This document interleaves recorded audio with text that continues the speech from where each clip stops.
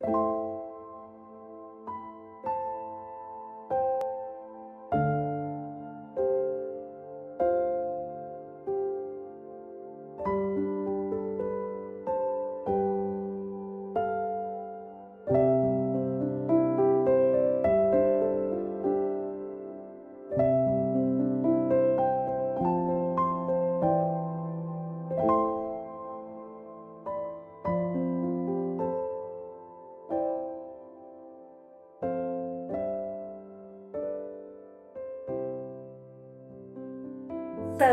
hi.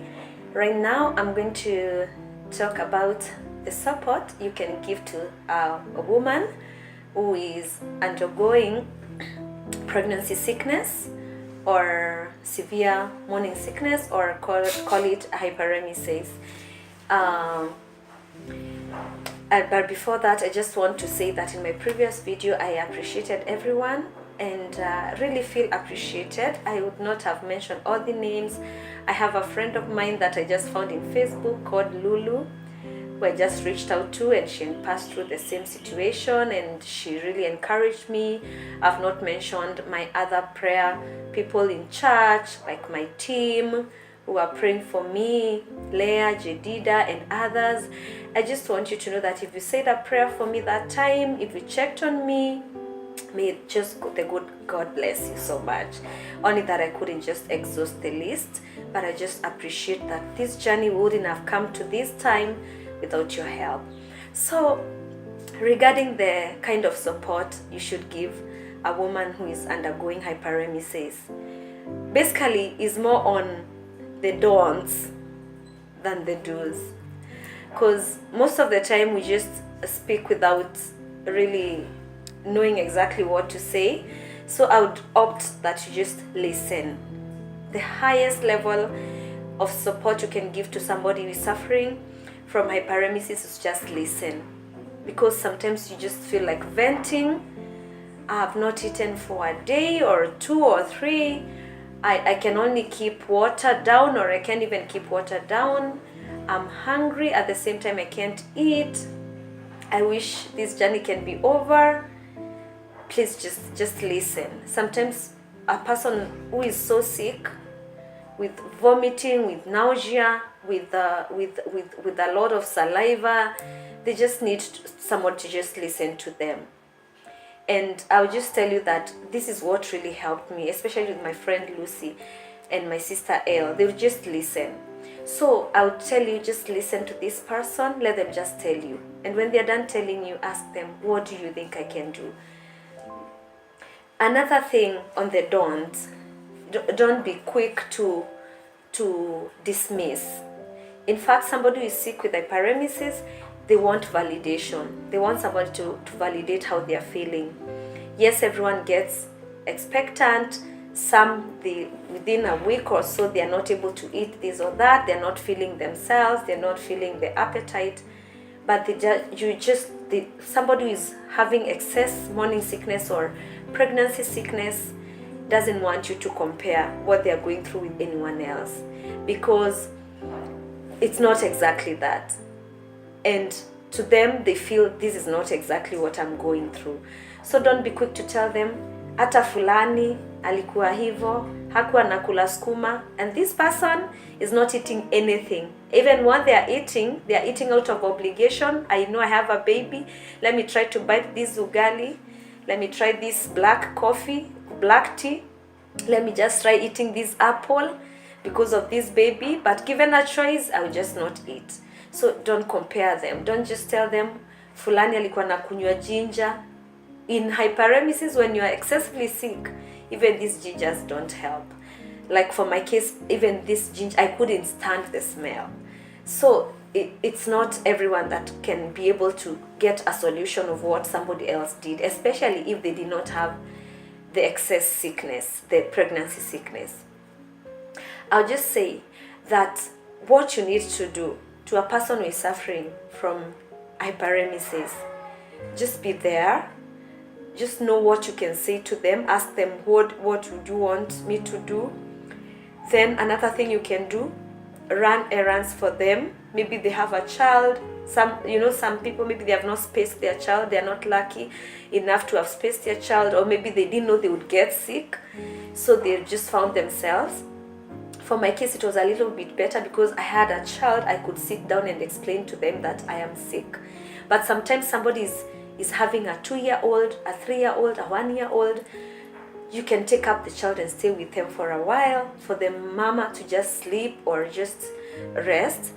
You can even check if they need the fridge emptied or the dustbin emptied because those smells are making them sick. Just ask them if there is something you can do for them. Another thing you can just do for somebody who has pregnancy sickness, don't try to ask them, lakini ni baraka. Of course, it's a blessing.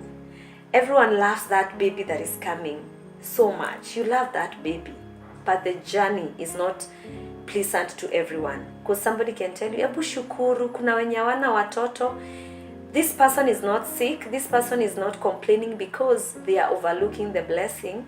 It's just that their bodies are unwell, they are stuck in the mess, in the smells, and they are just saying, I wish there was another way to be given this baby. I wish I can just meet my baby. So you don't try to make them feel like they are not loving the child that they are expecting, because ideally they really love this baby, but the journey involving getting this baby is what is the issue to them. So then another thing, don't try to make somebody who is pregnancy sick to get well quickly. I just say that some can get sick the first trimester only, others go all the way. Like for my case, vomiting and all went all the way to the 4th month, and I have not, even today at the 39th week, I am not able to stand smells. I still have to gag I still have to spit. Another way you can support a woman going through pregnancy sickness is to check on their mental health, because as I told you earlier, there's that feeling lonely and feeling stuck, especially the first months where the sickness is quite intense, especially from the 9th week thereabout, all the way maybe to the 16th or 18th or 20th, depending with when the symptoms easen up for different people. Please keep checking on their mental health, because sometimes it's so serious, you are crying, you're so stuck, you're almost getting depressed. And for people who have a history of depression, I have seen in the support group that I am in that it comes back that time. They can get the depression issues at that time, and maybe they are not able to take their medicines. Then even for people who have not suffered depression, there is that anxiety and loneliness, and I'm here and everyone is out there. I'm here stuck and everyone else's life is going on. And so it's good to keep checking on their mental health.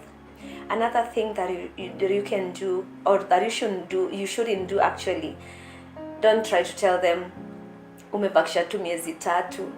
You can imagine somebody who is feeling the house smelling, the compound is smelling, the air alone is smelling of fumes and everything, and you're telling them it's only 3 months. For somebody who is pregnancy sick, they just want to live a day at a time. They just want to just find themselves. The day is gone, okay, yeah, fine, tomorrow is another day, maybe I'll be better, maybe it will be a fluffy day, or maybe it's the same. And so don't try to belittle the journey, and maybe show them like it's a short while. Like for now, I'm 39 weeks and I'm like, okay, let this baby come already. And somebody would feel, you are there, it can be any time. It's maybe today or tomorrow. But for me, I just want to get back to my normal self. I even forgot the taste of some foods. I just want to go back, and I'm able to eat. I'm able to get out with ease. I'm able to open the windows and the doors of my house. I'm able to travel. I'm able to attend friends' functions. Like I missed many functions, even friends who buried their loved ones, and I wouldn't travel at that point. So you just want everything to be over. So that's what I will say. And I just hope that by watching this video, there's a woman out there who is pregnancy sick, and because we're in Africa and a woman must be strong, we're in Kenya, and a baby is a blessing. You can't even express that you're sick. I hope this video is going to encourage you and know that there are women out there whose pregnancy journey is not easy at all. Apart from loving their baby whom they love so much, the awaiting is not easy for everyone, and so feel encouraged. You just need to reach out. There's an hyperemesis group in Facebook. If you need direct contacts of the people who have made the initiators of that group, there is one in Instagram also, and you can just reach out. Validate yourself. Don't feel guilty when you have to sleep, when you have to lessen your working time, when you have to take a break, when you're not able to attend to people. That guilt, don't stress yourself with guilt, because you just need energy to get through every other day. And when the baby comes, you're just going to appreciate yourself. Then for everyone out there who could be having a relative, a sister, a child whose pregnancy is not like for everyone else, don't try to make them fit in. Don't try to make them feel like they are loving themselves more, or they are too sensitive, or they are not coping, like they are not appreciating the blessing. No, the blessing is good, the baby is good, but the journey is not easy for everyone. It's not everyone who can walk around eating. It's not everyone who can comfortably just continue with their lives when expectant. Some people, it's just a day at a time. Some, it's even a very difficult day at a time. I'll just say that I'm so happy that I'm now 39 weeks as I record this, because at some point I wouldn't manage. I was feeling my energies are low, but I said for the sake of someone, I'm just going to record this. I'm so happy that the journey is over, and very soon, by God's help, by God's will, I'm going to meet my bundle of joy, and it's going to be awesome. Thank you so much, my videographer, and for just pushing me to do this and just telling me that I can do it, and for just being there.